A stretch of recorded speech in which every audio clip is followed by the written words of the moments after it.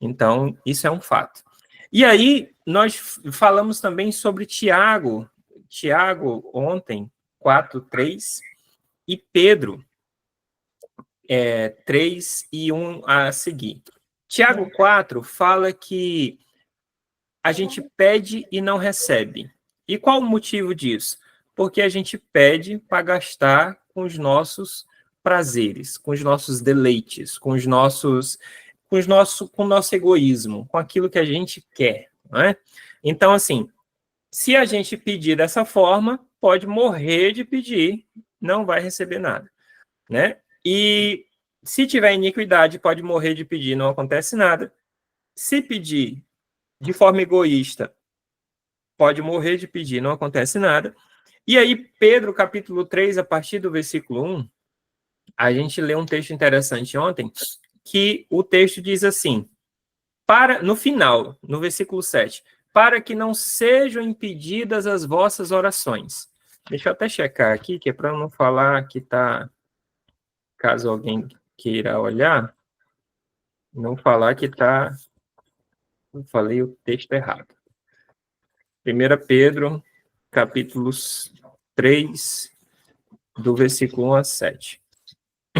Isso. No 7, ele fala no final, para que não sejam impedidas as vossas orações. E como é que é impedida as vossas orações? Quando?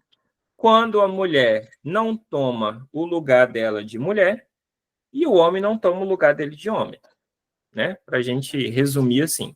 Então, as mulheres sejam submissas.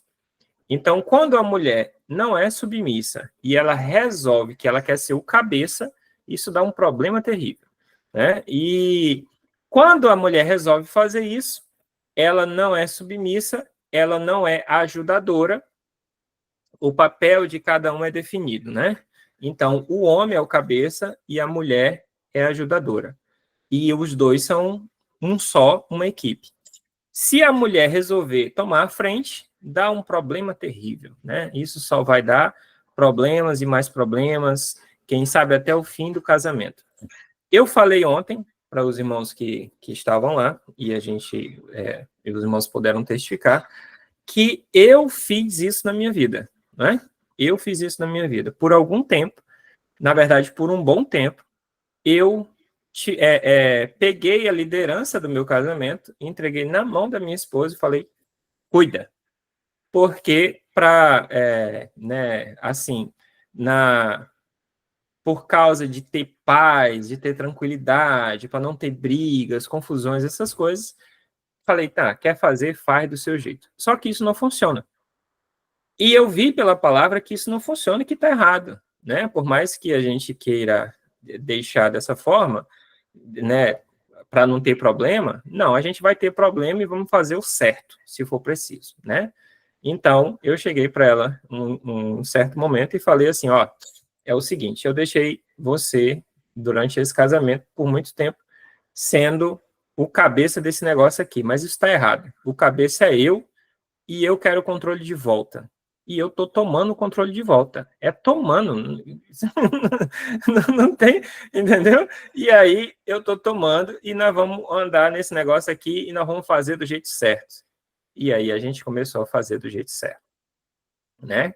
Então, assim, porque senão só vai ter mais problemas e problemas e problemas e pode acabar, né, em casos graves em relação a relacionamentos. Então, a mulher é muito lindo e maravilhoso quando ela entende que ela é ajudadora, idônea, parceira do seu marido, não a cabeça. E aquela história, e eu falei lá, eu vou repetir hoje, aquela história de que a mulher o homem é o cabeça, mas a mulher é o pescoço, isso daí é furada, isso não existe, tá? E não está de acordo com a palavra. O homem é o cabeça e a mulher não é o pescoço. E eu te explico por quê. A comparação que diz na Bíblia sobre o homem ser o cabeça e a mulher, essa comparação quer dizer o seguinte: Jesus comparou ele e a igreja, correto? E ele falou, eu sou o cabeça e a igreja é o corpo, beleza? Agora eu pergunto para você, vamos fazer uma pergunta aqui sincera. A igreja pode dizer para o Senhor assim, não, Jesus é a cabeça, mas nós, a igreja aqui, somos o pescoço. E nós vamos virar a cabeça para onde a gente quiser, porque, né, a gente aqui é o pescoço. Isso não funciona. Jesus é o dono da igreja. Ele é o Senhor da igreja. Né? Ele comprou a igreja, ele ama a igreja, ele fundou a igreja, ele sustenta a igreja, e não tem esse negócio de, não, a igreja é o pescoço e a igreja vai balançar para o lado que quiser, e isso não funciona. Caso qualquer igreja que seja resolva tirar Jesus de cabeça e fazer do seu jeito, só dá problema, vai acabar em divisão, brigas e tudo mais, e essa igreja vai de água abaixo. Porque o cabeça é ele, se ele for tirado de cabeça, não vai funcionar. Então, o casamento é a mesma coisa. O cabeça é o homem, não a mulher, não é? E isso é bíblico e a gente vai cumprir o que está escrito. E o que está escrito funciona assim. E aí a gente viu isso ontem. A gente discutiu, a gente esteve lá, e foi uma bênção, né? Para aqueles que puderam estar lá ontem. E aí a gente vai hoje para a terceira parte dessa. Isso foi dividido em 3 partes. Para a terceira parte, para a gente ver algumas coisas aqui que também atrapalham as nossas orações. E aí, Mateus capítulo 6, versículo 14, diz assim. Antes de eu entrar no coisa, irmã Verônica, a senhora deseja falar? Por gentileza. Pastor, eu estou com uma dúvida aqui, que o irmão falou e a gente sabe que está na Bíblia que o homem é a cabeça, né? Certo. Mas quando o homem não quer ser a cabeça, pastor, quando o homem você vê que não tem domínio nenhum, o que acontece? Deixa? Aí é o seguinte, o homem, na posição de homem, ele toma a atitude natural de cabeça. Agora, se a mulher tomar essa posição do homem, às vezes o homem não toma ela de volta e deixa levar. Eu estou falando por experiência própria. Deixa levar. Até o ponto de que ou ele toma uma atitude e toma a liderança desse negócio para poder fazer o negócio conforme está na Bíblia e andar, ou este casamento vai acabar, vai naufragar, não tem como. Porque não é que, por gentileza me entenda aqui, não é que a mulher não saiba fazer alguma coisa, ela sabe, as mulheres são muito capazes e sabem fazer diversas coisas, mas no casamento, o cabeça é o homem, o marido.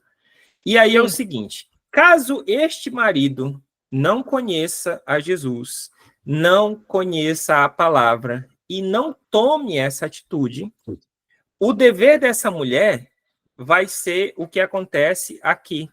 Deixa eu mostrar, já que a senhora pediu, nós vamos lá para o texto da qual eu mencionei. 1 Pedro 3.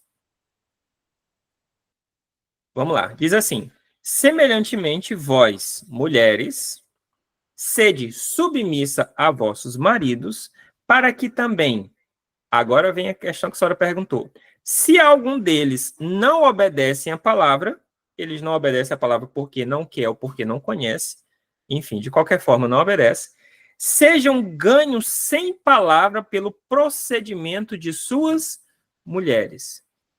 Então, qual é esse procedimento? Se essa mulher viver uma vida, aí o texto vai continuar explicando o porquê. Considerando a vossa vida casta em temor. Então, uma vida casta em temor. Sim. O vosso adorno não seja no exterior, com tranças de cabelos, de joia, de luxo de vestidos, mas no íntimo coração, no incorruptível traje de um espírito manso e tranquilo, que é precioso diante de Deus. Então, olha só, vida casta, temor, espírito manso, não é brigando, e tranquilo, que é precioso diante de Deus e diante do marido. Porque uma mulher que não dá paz para o seu marido, acabou, é o inferno na casa. Porque assim se adornavam antigamente também as santas mulheres que esperavam em Deus e estavam submissas a seus maridos. Elas se adornavam como? Com espírito manso e quieto, com submissão, com um espírito tranquilo, com um procedimento que botava esse marido no lugar dele. Irmãos, deixa eu lhe falar. Vamos só finalizar aqui. Como Sara obedecia a Abraão, chamando-lhe Senhor, da qual vós sois filhas, se fazei o bem e não temei nenhum espanto. Então, até aqui falou das mulheres. O que acontece? Se a mulher, qualquer mulher, tá, fizer isso, pastor, meu marido não conhece a Jesus, não importa. Não conhece a palavra, também não importa. Se você tomar o seu lugar de mulher e der honra a esse homem, ele vai tomar o lugar dele de marido, de homem. Pastor, é porque o senhor não conhece meu marido, ele é um banana. Não, ele não é um banana. Porque o senhor não conhece meu marido, não, ele é homem. A senhora casou com menino ou com... Eu não estou perguntando diretamente, tá, irmã Vera? É só assim. Não, eu entendi, pastor, estou entendendo. A senhora entendeu, continuando aqui. A pessoa casou, você, no caso mulher, casou com um menino ou com um homem? Você não casou com um menino, você casou com um homem. Foi ou não foi? Lá no namoro, onde geralmente os casais se conheceram, a mulher se apaixonou ou se interessou pelo indivíduo porque ela viu nele características de homem. A senhora concorda comigo, irmã Vera? Concordo, pastor. Então, pronto. Então, o que acontece? O que acontece nesse decorrer? É que com a atitude da mulher, ela vai podando essa masculinidade do marido, não é? Atitudes que não são essas aqui, que não condizem com isso daqui. Atitude de grosseria, de briga, de falta de respeito, de uma série de coisas, tá? O nosso estudo não é nem isso, mas eu estou só mencionando aqui. Então, assim, essas atitudes vão podando ele. E ele vai fazer o quê? Ele vai ficar na dele, quieto, e vai deixar rolar. E vai aguentar até onde dá. Entendeu? Mas se essa mulher pegar esse homem e colocar ele no lugar dele de homem, honrar ele como homem, respeitar ele, não importa como é que ele seja, não é? Ah, meu marido é parado. Você casou com ele, você sabia que ele era mais devagar. Ah, meu marido é um banana. Não, você não casou com um banana. Nenhuma mulher casa com um banana. Ele pode ter se transformado depois. Então, assim, se a mulher fizer o lugar dela e colocar esse homem no lugar dele, esse homem vai florescer e vai virar homem. Né? Na verdade, ele já é. Ele vai só começar a demonstrar, entendeu? Isso de tal forma que as mulheres aqui, elas ganham os seus maridos, no versículo 3:1, pelo procedimento delas. Vai chegar uma hora que esse cara vai falar assim, cara, esse Deus dessa mulher é diferente. Porque, meu amigo, eu vou dar um exemplo para a senhora aqui, irmã Vera, de um livro que eu li, de um avivamento que aconteceu na África. Tinha alguns casamentos que eram bem complicados e difíceis, né? E lá tinha um marido, e a gente está falando dos confins da África, do negócio bem, né, de uma realidade totalmente diferente. Tinha um marido que ele não conseguiu domar a mulher dele nem na porrada. Eu estou falando sério, literalmente. Ele não conseguiu domar o espíritozinho da mulher nem na porrada. Então, esse cara, ele bebia, ele saía, ele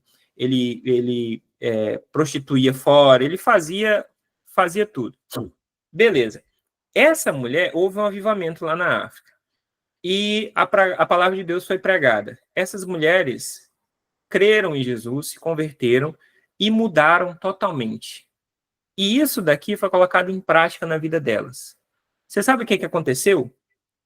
Aconteceu o seguinte: os maridos foram lá na igreja, lá no pastor, e falar assim, o que aconteceu? O que aconteceu com essa mulher aqui? O que aconteceu com o pastor? O que aconteceu? Porque essa mulher eu não consegui domar nem na vara, nem na porrada. E agora, essa mulher, eu chego bêbado em casa, ela traz água quente para os meus pés, ela cuida de mim como um rei, ela faz de mim. Eu quero o Deus dessa mulher. E os maridos foram e se converteram. Maridos terríveis foram e se converteram pelo procedimento de suas mulheres. Entendeu? Pergunte, Mavera. Não, pastor, na verdade eu já entendi. É que eu estava tentando tirar a mãozinha. Mas eu entendi, pastor. Mas é difícil, né? Porque, que nem o irmão falou, né? Porque tem mulher que são terríveis, mas tem homem também que eles são cabeça dura, e por mais que a mulher queira, tipo, fazer, ajudar, então eles não permitem, né? Tipo, porque eles batem no peito como se fosse o King Kong e achando que eles são o dono da razão. Então, mas eu entendi, pastor, que o negócio é se calar e deixar na mão de Deus. Exatamente. E mostrar com o procedimento. Entendeu? E mostrar com o procedimento.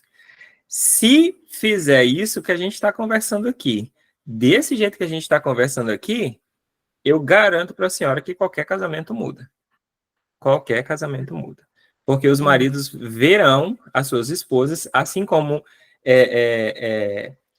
né, no caso, mulheres verão seus maridos e marido verão as suas esposas totalmente transformadas e mudadas e vai chegar uma hora que ele vai falar assim, rapaz, eu quero ser crente também junto com essa mulher aí, entendeu? E aí Deus muda a história. Mas é um processo. A gente não está falando de um negócio assim, né? Não é assim. É um processo. Mas com certeza a vitória é certa. Obrigada, pastor. Nada. Então, assim, continuemos.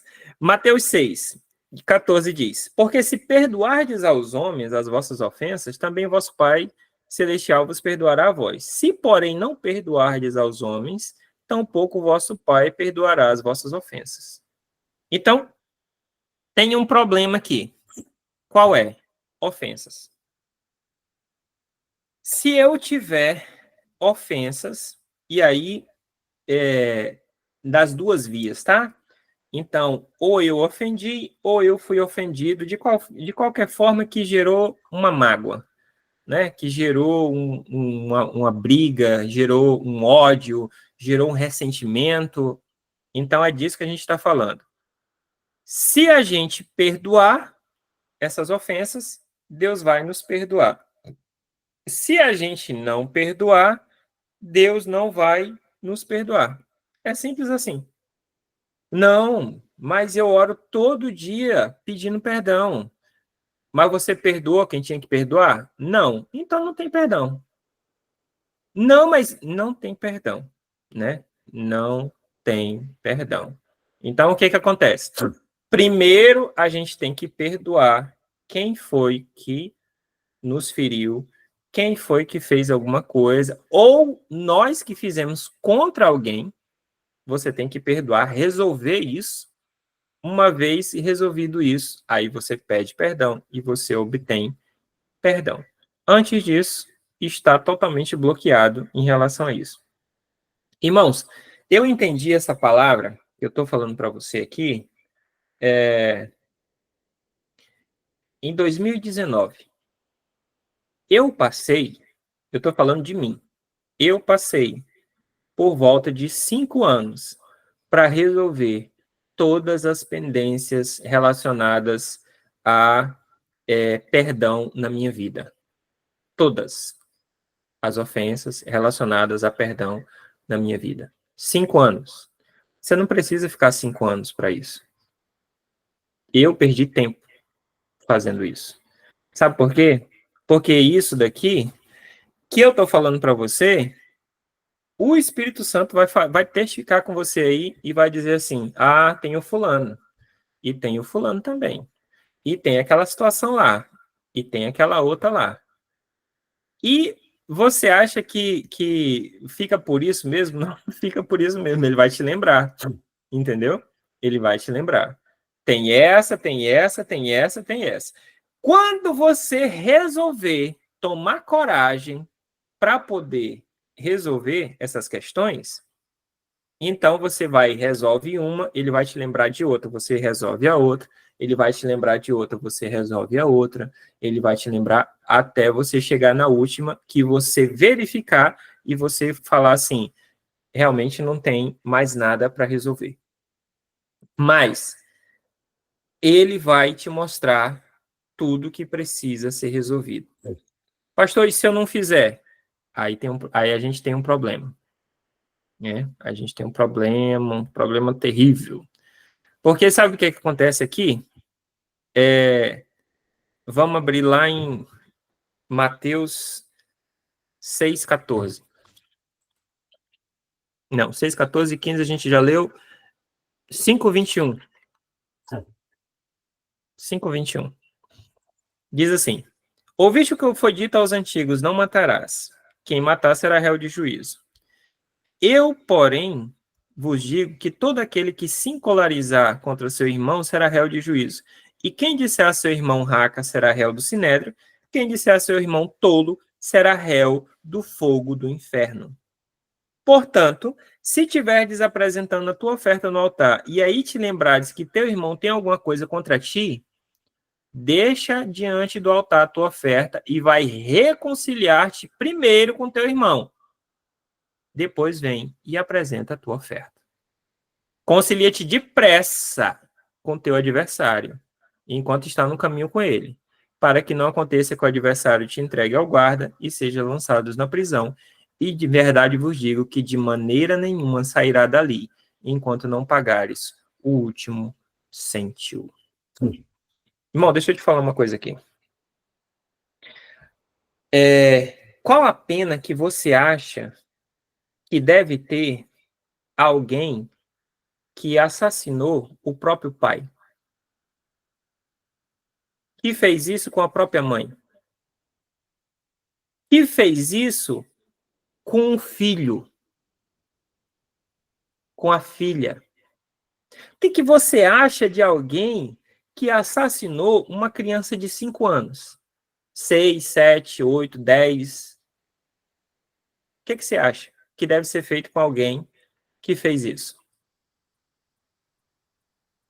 O que a senhora acha, irmã Jéssica, que deve fazer com alguém que assassinou seu próprio filho de 5 anos? Pastor, falando carnalmente, né? Sabe, eu acho que a primeira coisa que vem na cabeça da pessoa, ele não merece menos do que ele fez com a pessoa que eu amo, né? Mas esse é o nosso carnal. Uhum. Difícil na hora sei lá e é fácil eu falar porque eu nunca passei por uma situação dessa, também nunca espero passar.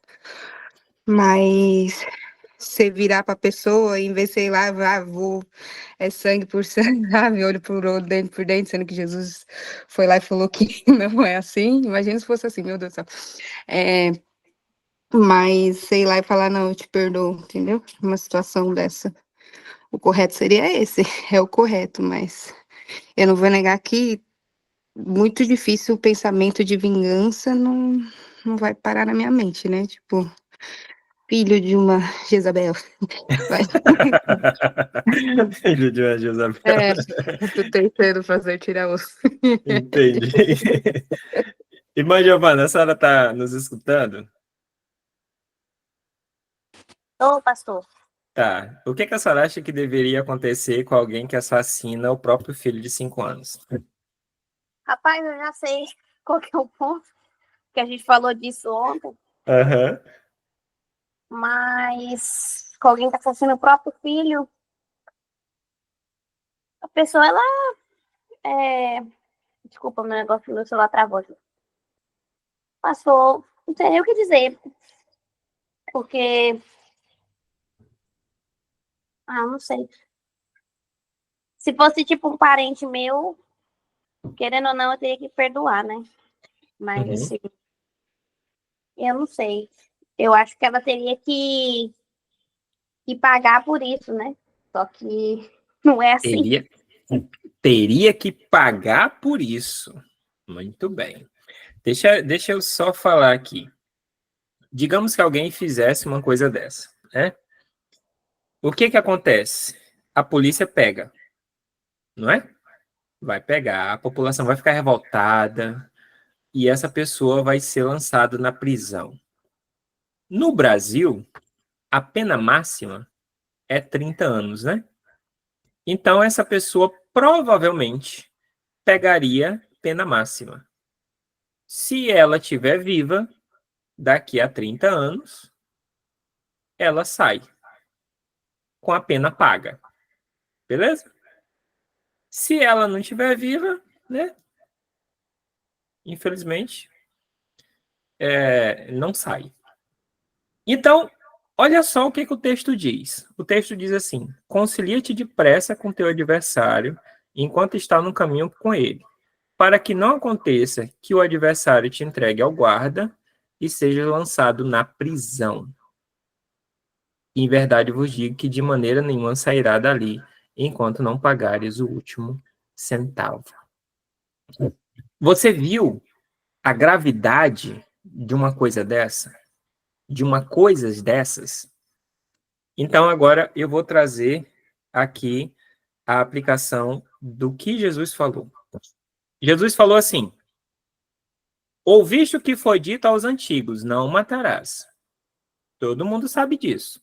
Tem uma lei no Brasil, tem uma lei na Nova Zelândia, tem uma lei em todo lugar, em todo o Código Penal, dizendo você não pode matar. Se você matar um ser humano, você vai estar sujeito às leis do país. Dependendo do país, você vai pagar com a própria vida, né? Nos Estados Unidos, você tem pena de morte para quem comete assassinatos cruéis, não é? Ouviste o que foi dito aos antigos: não matarás, e quem matar será réu de juízo. Então, isso daqui a gente sabe que tá ok, funciona em qualquer lugar, correto? Eu, porém, vos digo que todo aquele que se encolerizar contra seu irmão será réu de juízo. Então, veja, o réu de juízo antes era quem matava, fazia o ato em si. Mas Jesus falou que se você se encolerizar contra alguém, você será réu de juízo. Agora dificultou. Porque deixa eu te perguntar, quantas pessoas você já ficou brava com elas? Já ficou puto? Já ficou zangado? Já brigou? Já falou umas besteiras para ela? Já xingou? Já falou, já menosprezou a pessoa usando palavras de baixo calão? Quantas vezes? E aí eu digo mais. Quem disser a seu irmão raca será réu do sinédrio, e quem disser tolo será réu do fogo do inferno. Eu abri aqui o raca. Sabe o que significa? Está lá no Google, você pode ver. Raca significa tolo ou louco. Raca é uma palavra aramaica que era usada como insulto, apenas aparece em Mateus.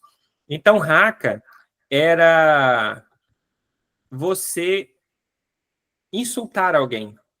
Até hoje em dia, se alguém chegar para ti e falar assim, sua louca, você fica puto. Você não fica bem, não. Tá me chamando de louco por quê? Né? Então, assim, se você se encolerizar contra seu irmão, você será réu de juízo. Se você chamar ele de tolo, será réu do fogo do inferno. Aí eu te pergunto, todos nós aqui já chamamos alguém mais do que tolo? Todos. Começando em casa. Com pai, mãe, filho, filha. Fizemos ou não fizemos isso? E mais de uma vez. Perguntei para os irmãos aqui e falei, o que deveria acontecer com alguém que assassina um filho de 5 anos? Você fala assim, né? Esse camarada aí devia, irmã Jessie, devia acontecer com ele o mesmo que aconteceu com a criança. A irmã Giovana falou assim, ele tem que acontecer um juízo sobre ele, não é? Aí eu te pergunto, Deus é justo. Isso daqui é verdade. Jesus não estava brincando e nem falando gracinha. Ele falou uma verdade. Pegou o assassinato e mudou a forma do assassinato. Antes era só quando alguém fazia isso realmente com alguém. Hoje é quando você se encoleriza e você fala alguma coisa contra alguém. E aí é o seguinte, lembra que eu falei agora há pouco que a gente precisa resolver todas as pendências de perdão. Se você não resolver a pendência de perdão, você é réu de juízo. E esse negócio aqui é muito sério. Quem mata uma criancinha passa 30 anos na cadeia. E quem gritou com o próprio filho, falando assim, seu animal, você não sabe fazer nada. Ó, acabou de cometer um assassinato. Você é burro. Você não serve para nada. Não é?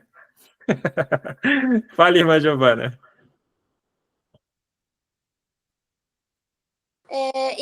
Irmão, eu fiquei com uma dúvida aqui, porque o senhor falou de quando a gente fala alguma coisa. Então, quando aquele verso na Bíblia que Jesus fala, irai-vos, mas não pequeis, para quando a gente, tipo assim, por mais que a gente tiver com raiva, a gente não descontar na pessoa, não falar nada, é isso? Porque o que acontece? Não tem como, e nem a Bíblia diz isso em lugar nenhum, dizer assim para você assim, não, agora você é uma pessoa iluminada, né? E você nunca vai ficar bravo com alguma coisa, chateado com alguma coisa, irritado com alguma coisa ou encolerizado, né? Irritado, todo mundo sabe o que é. Essa cólera é aquela raiva repentina, aquela fúria, entendeu? Que você levanta e você para na cara da pessoa, seu nha, nha, nha, nha. Entendeu? Isso daí é cólera. E aí, você vai se irar. Você vai se irar, mas você não peca. Como? Você não descarrega isso na pessoa.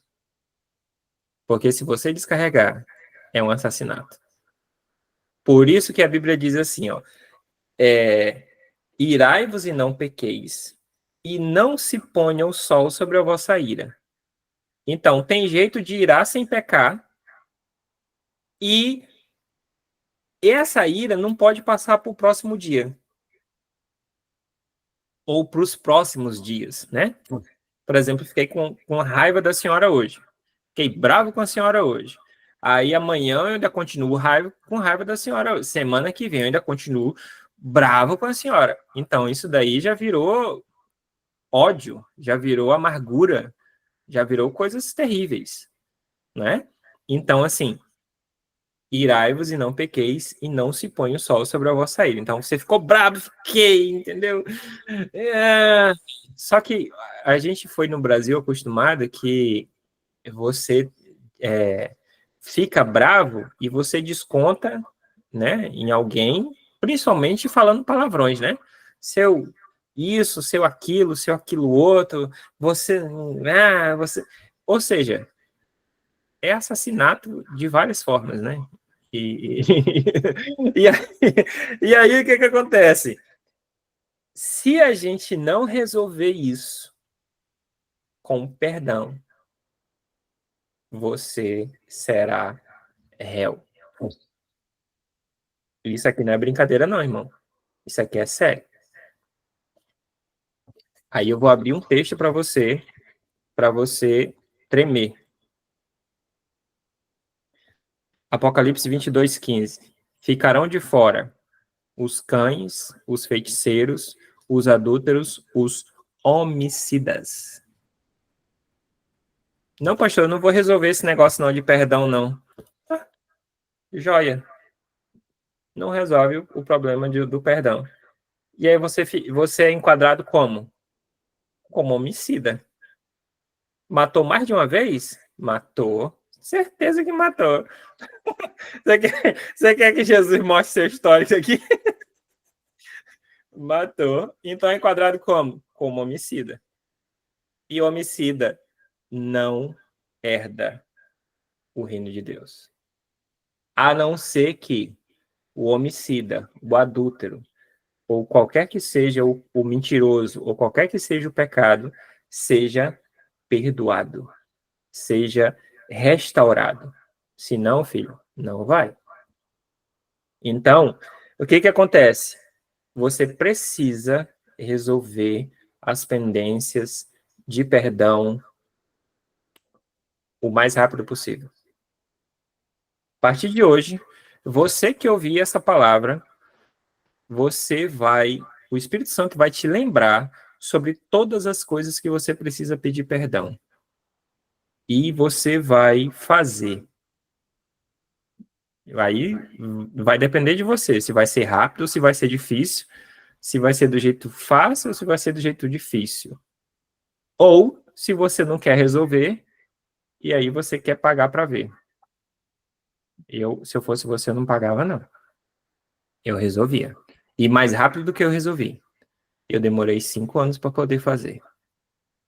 E eu tenho certeza absoluta que você tem coisas para resolver. E quando acabar tudo, você vai saber que acabou, porque não vai ter mais nada para poder resolver. Mas tudo que precisa ser resolvido, resolve. Pastor, mas não foi eu que falei, foi a pessoa que falou. Não importa. Precisa resolver? Resolve. Foi você que fez? Resolve. É difícil. Eu não estou falando que é fácil, né? É difícil sim, mas resolva. Porque se a gente não resolver, nós vamos ser enquadrados como homicidas. Homicida não herda o reino de Deus. Só um homicida convertido e restaurado. Alguém ficou com alguma dúvida?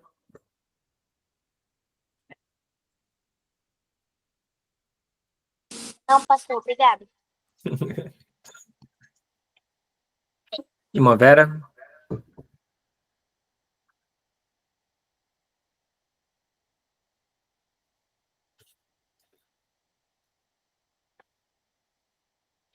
Irmã Jessie? Tudo esclarecido. Tudo Ô, esclarecido. pastor, você estava longe do celular, não ficou dúvida não, entendi tudinho. Maravilha. Então, o que a gente faz? A gente vai resolver o que precisa ser resolvido, né? Antes de ser enquadrado como homicida. Amém? Amém. Amém. Então, vou pedir para a Amém. irmã Giovana fazer uma oração para nós finalizarmos e nós estamos encerrando por hoje. Por gentileza, irmã Giovana. Tudo bem. Oremos. Senhor, nosso Deus, nosso Pai, agradeço a Ti, meu Deus, por esse dia e também por esse mais nosso encontro, dessa vez online. Louvo o Senhor, meu Pai, porque a cada dia nós temos aprendido mais da palavra do Senhor e de como viver de acordo com a Sua vontade para o louvor da Tua glória. Em nome de Jesus, Pai, agradeço a Ti por todos nós que estivemos aqui e também por aqueles que não puderam estar.